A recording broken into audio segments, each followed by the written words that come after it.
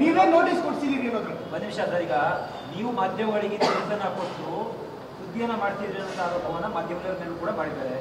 ನೀವು ನೋಟಿಸ್ ಕೊಡೋದಕ್ಕೆ ಹೈಕಮಾಂಡ್ ಅಂತ ಕೇಳಿದ್ದಾರೆ. ಅವ್ರು ಏನೇನು ಆರೋಪಗಳು ಮಾಡ್ತಾರೆ ಎಲ್ಲ ಪಟ್ಟಿ ಮಾಡ್ಕೊಂಡಿದ್ದೀನಿ. ಒಂದೇ ಸಲ ಉತ್ತರ ಕೊಡ್ತೇನೆ. ದಿನನಿತ್ಯ ಇದನ್ನೇ ಮಾಡೋದಕ್ಕಾಗೋದಿಲ್ಲ. ನಾನು ರಾಜ್ಯದ ಅಧ್ಯಕ್ಷನಾಗಿ ಪಕ್ಷ ಸಂಘಟನೆಯಲ್ಲಿ ನಾನು ನಿರತನಾಗಿದ್ದೇನೆ.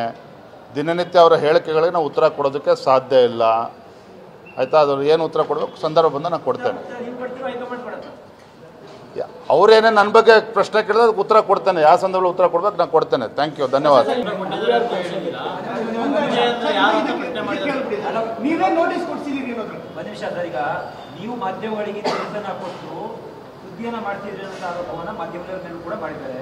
ನೀವು ನೋಟಿಸ್ ಕೊಡೋದಕ್ಕೆ ಹೈಕಮಾಂಡ್ ಅಂತ ಕೇಳಿದ್ದಾರೆ. ಅವ್ರು ಏನೇನು ಆರೋಪಗಳು ಮಾಡ್ತಾರೆ ಎಲ್ಲ ಪಟ್ಟಿ ಮಾಡ್ಕೊಂಡಿದ್ದೀನಿ. ಒಂದೇ ಸಲ ಉತ್ತರ ಕೊಡ್ತೇನೆ. ದಿನನಿತ್ಯ ಇದನ್ನೇ ಮಾಡೋದಕ್ಕಾಗೋದಿಲ್ಲ. ನಾನು ರಾಜ್ಯದ ಅಧ್ಯಕ್ಷನಾಗಿ ಪಕ್ಷ ಸಂಘಟನೆಯಲ್ಲಿ ನಾನು ನಿರತನಾಗಿದ್ದೇನೆ. ದಿನನಿತ್ಯ ಅವರ ಹೇಳಿಕೆಗಳಿಗೆ ನಾವು ಉತ್ತರ ಕೊಡೋದಕ್ಕೆ ಸಾಧ್ಯ ಇಲ್ಲ.